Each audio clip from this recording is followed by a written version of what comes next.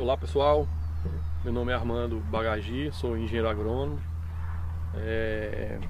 sou formado aqui na Universidade Estadual da Bahia, sou mestre em irrigação e drenagem e atualmente também projetista e coordenador da empresa Central de Adubos. Hoje estamos aqui a convite do Dr. Aqua para falar um pouco de irrigação na cultura da uva e vamos passar por alguns pontos aqui que julgamos necessários, principalmente para o produtor tentar propiciar um melhor manejo, uma melhor situação para que sua irrigação tenha um bom sucesso na cultura da uva. Bem, a cultura da uva, inicialmente, é uma cultura que responde muito bem aos sistemas de irrigação do tipo localizado. Então, a gente teve um grande avanço da irrigação dentro da cultura da uva, porque lá no passado se fazia ainda uma irrigação mais comum, mais tradicional, uma irrigação tipo aspersão, e isso caminhou para uma irrigação do tipo localizada, e a cultura respondeu muito bem a esse avanço. Então, quando a gente fala em irrigação localizada, a gente vai ter aí basicamente os sistemas por linha de gotejador ou até mesmo os microdifusores. Então, o que é que vai definir qual método a gente deve impor à cultura da uva? São alguns critérios básicos, são alguns estudos que a gente deve fazer anteriormente à implantação do pomar, para definir qual a melhor estratégia adotar e qual método seguir. O gotejamento, tanto superficial como o gotejamento subterrâneo, que hoje também já é uma realidade, ele tem uma resposta ainda um pouco melhor em relação principalmente à fertirrigação. Então, os gotejadores têm várias classificações, a gente tem diversas vazões no mercado, a gente tem diversos espaçamentos. E o que é melhor? A resposta ela tem que se dar em função de parâmetros técnicos, em relação ao tipo de solo, qual é a predominância dos espaçamentos que vai se fazer, qual é o tempo disponível de irrigação que se tem por dia na propriedade. Então a gente tem que elencar várias situações. É muito comum aqui na nossa região do Vale do São Francisco a gente obter espaçamentos de cultivo de linha de gotejador a cada 50, 40 centímetros, ali no máximo 60 centímetros. E para que a gente defina isso, a gente tem que basicamente fazer ou uma determinação direta de teste de bulbo em campo, ou usar ferramentas da literatura que trazem tabelas, que são alguns estudos aí já publicados, trazendo aí essa variação de espaçamento em relação à capacidade de solo. Tocando no assunto solo, é importante que a gente fale isso também aqui na cultura da uva, porque o solo para irrigação ele funciona como reservatório. E cada qual tem a sua capacidade. Então vai ter reservatório, vai ter uma capacidade um pouco maior, outro um pouco menor. E essa capacidade ela tem que ser muito bem trabalhada, porque o solo ele tem uma quantidade de água disponível por camada. Então a gente precisa conhecer, isso é de fundamental importância que o produtor conheça qual é a capacidade máxima de armazenamento de água no seu solo, para que você não tenha uma irrigação, um manejo em forma de desequilíbrio. Então é preciso que esses trabalhos de conhecer essa quantidade de água disponível no solo, elas sejam realmente extraídas através de laboratórios para que a gente possa conhecer. Aqui também a gente tem uma variação muito grande de solos, A gente tem aqui na nossa região, a gente tem classificação de solo como neossolo quartzarênico, argissolo vermelho-amarelo, o próprio luvissolo. Ou seja, esses solos eles apresentam, principalmente na camada superficial, ali uma textura mais arenosa, e um pH ali neutro, às vezes um pouco mais ácido. Então é de fundamental importância a gente conhecer esse solo, porque isso vai definir também o tamanho de bulbo, e a capacidade de água que vai se armazenar na sua irrigação. Há também, inclusive, solos como classificado como vertissolo, que são solos que têm uma alta atividade de expansão de argila, são solos que têm uma textura muito argilosa, pH alcalino, e aí é preciso fazer um trabalho onde a irrigação possa não ter aí trazer um problema de encharcamento de solo ou até mesmo uma falta de capacidade de campo por um período longo de irrigação. Então essa questão do solo seria base da irrigação para poder trabalhar na cultura da uva. Falando um pouco de demanda hídrica da cultura, a uva ela tem hoje aqui no Vale do São Francisco, os valores que a gente tem por ciclo, né, por ano, aliás, são valores que podem girar de 1.000 a 1.200 milímetros de água por ano, tá?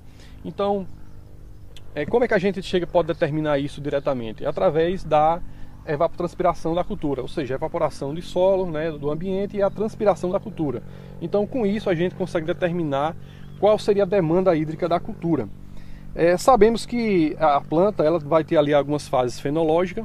É importante destacar que na cultura da uva, na fase inicial, a gente tem um KC menor. Então, aqui para o Vale do São Francisco, a gente está falando de KC em média de 0,6, né? Isso para a espécie da uva, sem detalhar as variedades. A gente tem aí no mercado novas variedades que ainda precisam ser validados alguns estudos em relação ao coeficiente de cultivo.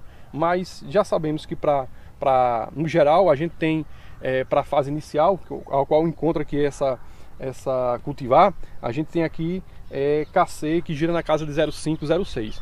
Como é que a gente vai então, como é que o produtor pode saber qual é o volume que ele tem que aplicar de irrigação? É fazendo a correção. Então quando a gente sabe o KC, a gente pega a evapotranspiração do dia anterior e aplica isso em função do tempo de válvula que tem no sistema de irrigação. Então esse sistema de irrigação, essa linha de gotejador, quantos milímetros por hora está aplicando por planta, né? Por planta, não é por talhão, é por planta. Então a gente faz essa correção e define qual seria o volume ideal para manejar essa irrigação. Então é importante a gente conhecer essas fases, né? Em relação à fase fenológica, a gente tem ali a fase de florescimento a chumbinho. Tem que ter muito cuidado com o excesso de água nessa fase, por conta que um excesso nessa fase você pode provocar um abortamento de flores e aí você vai ter problema de pegamento de baga. Existe a primeira fase de baga, talvez a fase de maior demanda hídrica da cultura da uva, né? Formação de baga. Depois vai ter uma fase de pré-formação entre as bagas, depois volta a segunda fase de formação de baga. Então são pontos chaves onde a cultura da uva vai demandar um pouco mais de água. Então tem que conhecer essas fases. Depois você chega ali no período de maturação, aí cai um pouco o volume de água, o KC ele volta de novo a declinar, e aí você começa também a reduzir essa lâmina. É importante dizer que na fase de repouso que não se faça o corte 100% da água. É importante que você deixe uma quantidade mínima de hidratação, porque ali está tendo, de fato, você precisa manter a planta verde. Então a gente não deve cortar o volume total de água a 100% na fase de repouso. A gente tem que manter ali realmente um volume mínimo hídrico para a manutenção do tecido vegetal. Em relação à drenagem, é importante, a cultura da uva em resposta às chuvas, né? Em períodos curtos, né, ela pode também sofrer em função de um excesso de água no solo. Ou seja, excesso de água no solo, seja de chuva ou seja por uma irrigação excessiva, a gente pode particularmente lixiviar nutrientes desse solo, a gente pode lavar esse solo.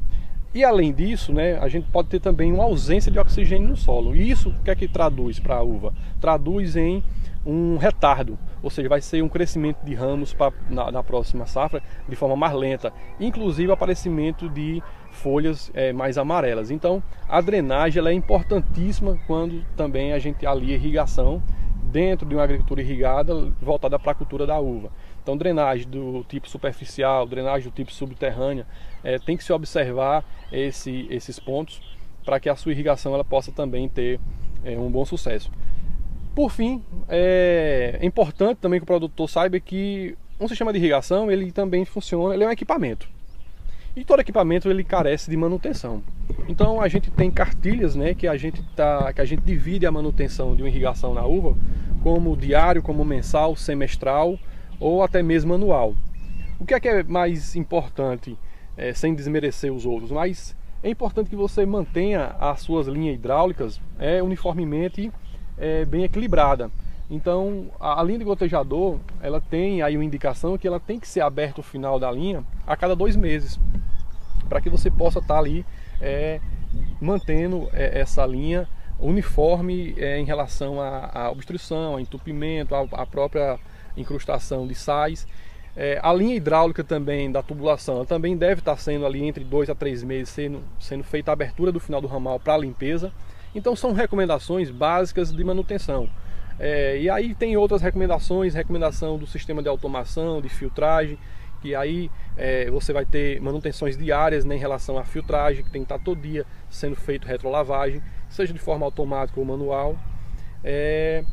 E também manter o equilíbrio hidráulico do sistema. É muito comum, dentro de qualquer bloco de irrigação, você não ter uma uniformidade entre o primeiro gotejador, né, e o último gotejador. A gente só pode admitir que entre dentro de um bloco de irrigação, entre o primeiro e o último gotejador, a gente só tenha no máximo 10% de diferença de vazão. Então a gente não pode admitir que saia desse número, porque saindo desse número a gente vai ter o quê? A gente vai ter uma falta de uniformidade, ou seja, plantas no início vão receber mais águas e plantas no final vão receber menos água. Então você não tem a uniformidade da irrigação quando você não satisfaz esse critério. Então gostaria de agradecer aqui o convite do Dr. Aqua e também colocar, ficamos à disposição, né? Eu, em nome da Central de Adubos, em nome da parceria com a Aqua, estamos à disposição para tratar qualquer assunto pertinente à irrigação na cultura da uva.